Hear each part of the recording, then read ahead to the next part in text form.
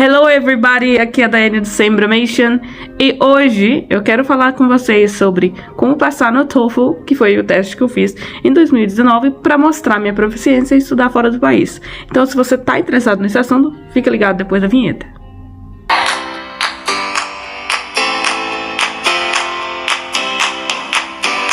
Como eu já disse no início, eu fiz esse teste em 2019, mas não somente, eu fiz o teste também em 2017, se eu não tô enganada.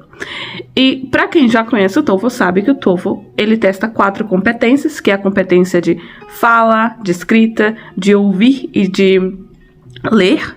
E ele tem uma duração bem longa, né? São algumas horas aí. E além disso, ele vale uma pontuação de 0 a 120. E cada uma dessas 4 sessões tem uma pontuação de até 30 pontos. Bom, não existe essa de passar ou não passar no TOEFL, na verdade, porque o que acontece é que você alcança aquele mínimo que você precisa para a universidade que você quer ou não. Então, para você saber qual é a pontuação que você precisa para passar no TOEFL, você precisa entrar no site da universidade que você vai cursar e ver lá qual que é o mínimo que ela requer. Nem sempre vai ser só, precisamos de 80. Às vezes eles falam exclusivamente, precisamos de, no máximo, assim, somando tudo, pelo menos 80, mas na parte escrita precisamos de pelo menos 25, sabe? Então, dá uma olhada, vale muito a pena conferir certinho o que você realmente precisa. Agora, falando do teste em si, como eu falei, cada parte tem 30 pontos.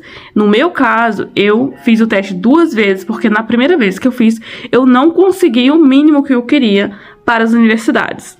No meu caso, eu não sabia exatamente que universidade que eu ia cursar, mas eu olhei a maior parte das universidades que eu queria, estava pedindo em torno de 85 pontos.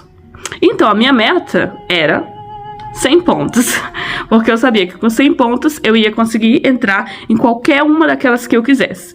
Então, se você não tá sabendo qual que é a meta sua, foca nos 100, porque o 100 geralmente é o máximo que as universidades vão pedir. As universidades, elas não querem que você tire uma pontuação a mais do que elas pedem. Elas pedem no mínimo aquele valor, porque qualquer valor acima daquele pode ser aceito. Mas o fato de a universidade pedir 80 e você ter tirado 80 ou 98 não faz diferença para eles, porque para eles é um checklist.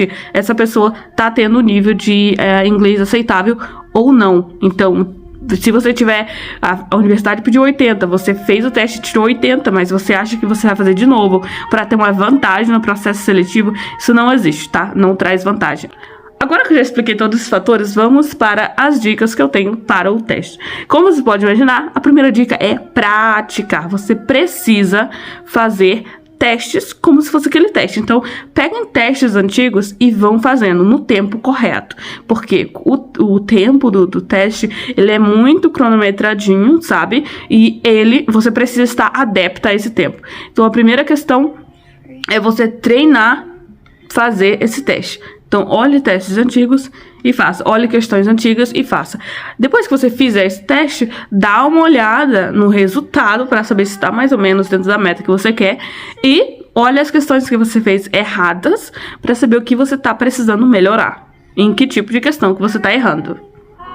A segunda dica, gente, é sobre a parte do listening. Eu já falei em alguns vídeos aqui que você precisa treinar o seu listening, mas para o TOEFL você precisa treinar de forma acadêmica, com conteúdos acadêmicos.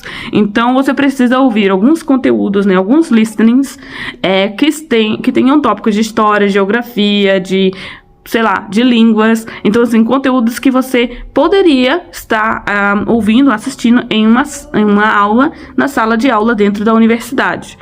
E nesse caso, geralmente filmes, séries, eles não vão te ajudar muito. Então, o que eu recomendo é que você ache um canal que tenha esses assuntos. E o que eu já falei aqui em outro canal, que eu gosto muito e que eu usei, são os TED Talks. Então, se você não sabe o que é ainda, dá uma procuradinha aí no YouTube, só coloca TED Talks, que você vai achar sobre vários assuntos. E aí você procura fazer os listenings, né, as palestras que são sobre esses assuntos mais acadêmicos. A terceira dica que eu tenho é aprenda palavras conectoras. Essa dica, ela te ajuda em todas as áreas da prova. Então, assim, Se é uma coisa que você tem que levar desse vídeo, é que você tem que aprender as palavras conectoras, tá? Palavras conectoras são as palavras que elas ligam uma frase, digamos, uma parte de uma frase com a outra. Por exemplo, porém, mas, contudo, entretanto, adicionalmente. Todas essas palavras, você precisa usar elas na parte escrita para mostrar que você tem riqueza vocabular, certo? Por exemplo, quando você quer falar mas, você não vai sempre usar o mas. Você vai usar o but, however, enfim, nevertheless. Tem outras palavras aí que você pode usar. Então, aprenda esses sinônimos de palavras conectoras. E ela vai te ajudar também na parte de interpretar os textos que vão vir para você na parte da leitura, porque você vai entender a relação de uma parte da frase com a outra parte da frase. E essa relação geralmente te ajuda a responder as questões que vão vir.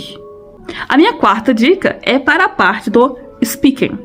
Tá, eu já falei que esse teste é um teste acadêmico, então você vai ter que, no seu speaking, né, na sua parte de fala, também falar sobre conteúdos acadêmicos e um período de tempo muito curtinho.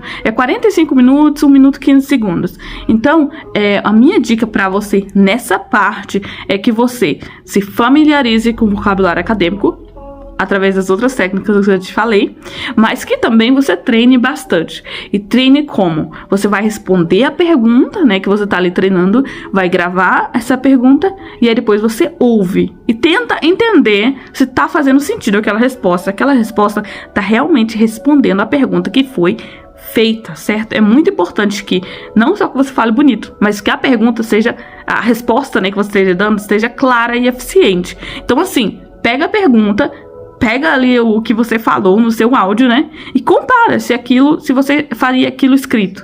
Uma coisa que você pode fazer é, depois que você respondeu em voz alta, né? E gravou, você pode responder escrito. E aí você compara o que você respondeu escrito, que é o processo que você pensa mais, com o que você respondeu quando você estava no áudio, e aí você vê qual dos dois faz mais sentido. Esse treinamento, né, essa atividade que você faz, te ajuda muito para que quando você estiver pegando aquela pergunta de surpresa, você saiba como estruturar a sua resposta, né? Então, assim, é treino, como eu sempre falei, focando em vocabulário e focando em contextos acadêmicos. E a minha quinta dica é para a parte da escrita, como que você pode melhorar a sua escrita para o TOEFL. Então, o que você pode estar fazendo, se você não tem alguém para corrigir os seus textos, você pega a pergunta que você quer responder, certo? Coloca ali o tempo corretinho do teste, que geralmente é 20 minutos, 30 minutos, e responde ela no Word, porque no teste você vai estar respondendo também no computador. Então, é importante que você esteja familiarizado com digitar rápido. Então, pega a sua resposta, coloca ali no Word e vai digitando. Você precisa desligar aquela função de corrigir e toda essa função de mostrar onde é que está o erro. Desliga, sabe? Porque no teste não vai ter essas opções. Então, assim, vai e escreve. Assim que você terminar, né, dentro do tempo, sempre deixa um tempinho ali para dar uma olhada, né? Mas enfim, terminou ali a tua redação dentro do tempo, o que que você vai fazer? Você vai pegar isso e colocar ou no Google Translator para você ver se tá traduzindo certinho e para ver também onde é que tem erro.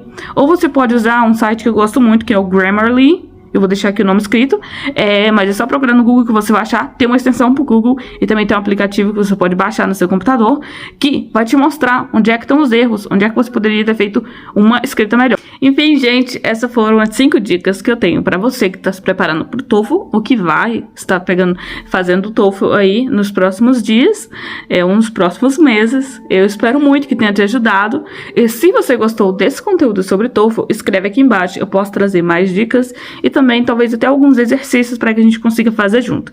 E eu espero muito que quando você fizer o TOEFL, você consiga aí a sua meta de pontos para que você atinja aí o seu objetivo. Seja estudar fora, seja trabalhar fora, seja ser livre. Enfim, muito obrigada por assistir o vídeo. Se você não deixou ainda aqui, deixa seu comentário, deixa seu curtir, sabe? Se inscreve no canal se não tiver se inscrito.